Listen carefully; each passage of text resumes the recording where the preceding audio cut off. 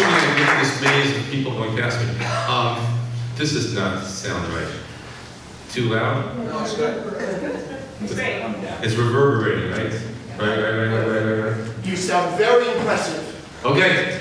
Well, as they said, last year I retired from this large company down the road. After 32 years. Sorry. And the idea of my talk is, if you have the time and the resources, and you have the opportunity, what would you choose to do? And I recognize that everybody's in a different age situation, financial situation, family situation, but in everybody has unique skills and have choices to make about what they do with them. So I was going to just tell you my story, and hopefully parts of that story will resonate with people here. Now, my story is about as boring and conventional as it can get. Hopefully it'll make it more interesting as we go along. Moved here about 33 years ago with our first of 3 children. We raised them, we did all our usual stuff, supported each other in our careers, my wife Ricky and I, who you'll hear in the number 7 spot. My first toe in the water, if you will, breaking out of the bubble of living in suburban Glenville and working in the palace up on the hill in Niskayuna, was when I went with a father-daughter group to something called the Concern for the Hungry Thanksgiving Food Drive. They used to have it in the IUE hall. There'd be hundreds of people pulling wagons with a box on it. You'd go past a mountain of food. They'd put some food in the box, and when the box was all filled up, ostensibly it was being piled up and handed out to people in Schenectady that needed a box of food for Thanksgiving. File that information away. It'll come back to me soon. Meanwhile, my career, went fine. It was very interesting. I want to say that I love the work that I did. I love the people that I worked with. But as time went on, I got very interested in things other than GE. And probably a singular event was when I got invited to be part of the group that goes out in the summertime to help with a group called Summer Lunch. Now, a lot of people don't know that kids in Schenectady schools, the poverty rate is so high that rather than say, well, these kids will get a reduced lunch and these kids will not, basically the school says everyone's just going to get a reduced lunch. It's just easier administratively. Well, what happens in the summer when they're not in school? So there's a summer lunch program. There's about 14 sites around the city, and people descend out of their various office buildings and churches and schools at lunchtime, and they help to give out the food. Now, this was the first time that I kind of broke out of the bubble, my protective bubble. I was in the neighborhood, and it occurred to me that I wasn't doing anything special. I was just putting a sandwich in a bag and handing it out to a kid, maybe giving out some crayons and coloring paper. But the point was that these kids were getting lunch at this site. If the kids weren't getting lunch at the site, they weren't getting lunch. I don't think my kids ever they needed a lot of stuff, but they never needed food. And that started getting into my head that, there's a problem here. Well, my daughter Carly is here. I won't embarrass her by making her raise her hand.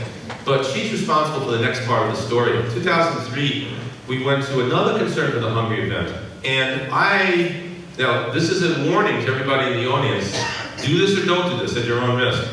At that Concern for the Hungry event, I stopped one of the people who was an organizer and I said, tell me about you guys. They said, well, you can come to one of our meetings. Remember, don't do this. I'm warning you, don't do this. So I went to one of the meetings. Someone said, hey, our secretary just resigned. Can you take notes? I didn't take notes. I had a pen. Can you type them up and send them out? Yeah, I didn't know how to do that. Would you come to the next meeting? I'm telling you, I'm warning you. Don't do it. Okay? All right, now I want to give you 2 stories.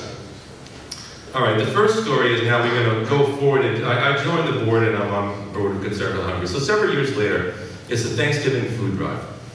Now the Thanksgiving food drive, we feed 2,700 families. That's a pretty big organization. And so we're always looking for cheap turkeys and someone to give us food for free. And a farm out in Schoharie Valley said, hey, we've got all the potatoes you can use. We'll deliver them for you if you can separate them out. It's like, great.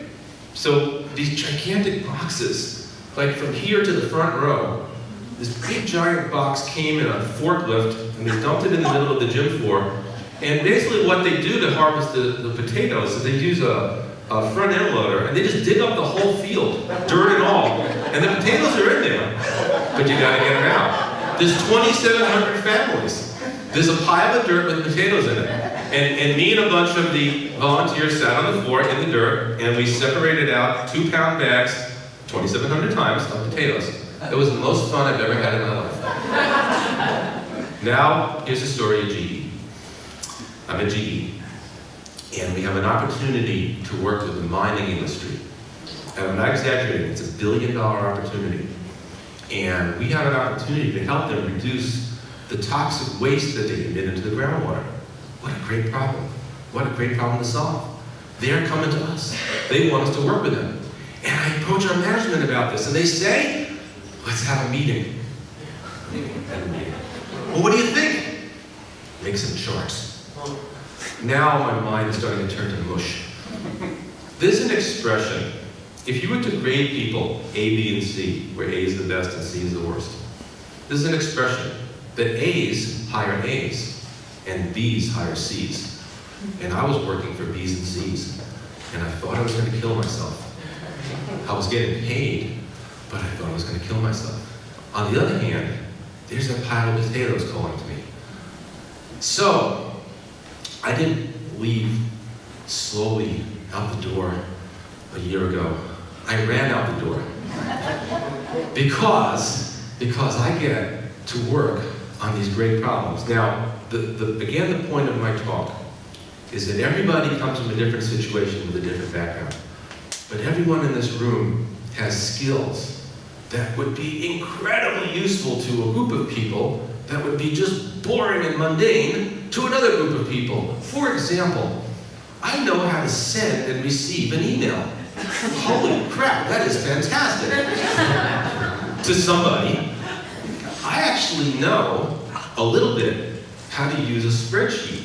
And so if there's hundreds of people who want to volunteer to be teachers for a reading program, and there's hundreds of families with kids who want to be in that reading program, I know how to put those together in a way that the other volunteers have no idea, other than like index cards and things like that. So my skills that way in my old job were so what to, wow, that would really help us a lot. At the old job, I could say to my boss, hey boss, there's a grant opportunity for $250,000. And he'd say, why would you waste your time? I say to the Concern for the Hungry Board, I just worked on a grant, I got us $1,000. And they go, holy, that's fantastic. So, other than the pay and the benefits and all that other stuff, which is nice to have, you can't imagine how nice it is to work at a pantry and have someone say, bless you. My boss at GE never said bless you. He called me a lot of names. Bless you was never one of them. In fact, if I sneezed, I don't think he ever said bless you. So again, there are opportunities. Now, I get people of my age group have just or thinking about retirement, and they say, I don't know what I'm going to do. And I say, are you kidding me? Here's the list. Do you have a day? Again, the point of my talk was, you have skills. You have wonderful skills, and the community could use you. We saw great slides. I love that song. I don't know if anyone was listening because the music was really loud. About how I can't spell Schenectady, which I thought was really great. So I'm guessing most of the people, if you live here, you know how to spell Schenectady because you have to write a return address in your time. So we can all spell Schenectady. This is our community. Again, one of the things that I learned, you know, when I lived in the bubble up on the hill, was not 2 or 3 miles away. There's an entire community that's struggling every single day, that needs the resources of the people that work up on the hill and live out in the suburbs. And you know, we don't need Republicans or Democrats, we don't need government. We basically just need all us citizens working together. I'm gonna swing back and just finish with my little advertisement for Concern for the Hungry, one of the groups I'm working with, but not the only one. The reason I love that program is that, you know, we identify 2,700 people that could use big box of food. We don't solve any great problems. we're not changing the world. We're just making the family a little happier for a couple of days around Thanksgiving time. But the thing that's cool about that program is we get 350 people from the community to come and help. And I think we have, if you could be part of something like that and be part of a community that reaches out, helps everybody, what a great thing. We've heard all about the casino and the tech stuff, and that's all good stuff, but I think underneath all that is still the people. And if the people work together and we make this a community, we all can really make this a great community. So, thank you.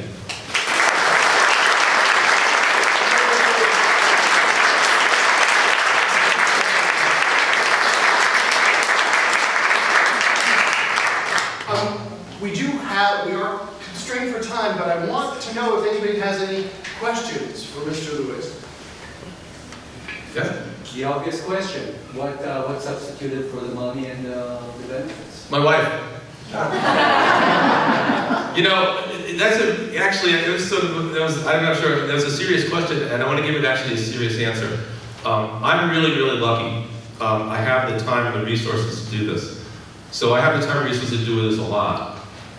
And some people can't, but to the extent that you can, an hour, a half an hour, you know, a morning, a Saturday, you know, read to a child, help out in a pantry, donate a can of food. I did an experiment this morning. How many people in the room got the bag for leaving food out for the food drive this morning?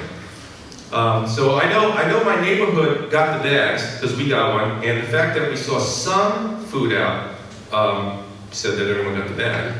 But most of our neighbors don't have the bag out.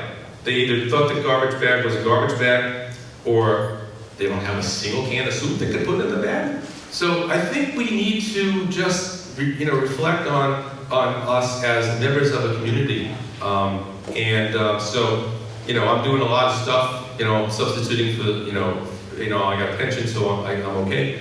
But we all have a can of soup. That's kind of the point of my talk.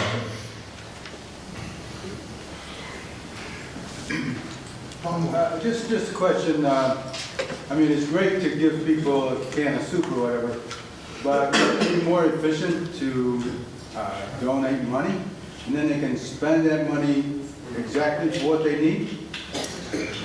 I don't know of a single food pantry or soup kitchen that gives out money. I think most people would recommend that that's not a good idea. But what I thought you were going to say is whether or not giving out food actually solves a problem. And the global question is that in some ways it doesn't.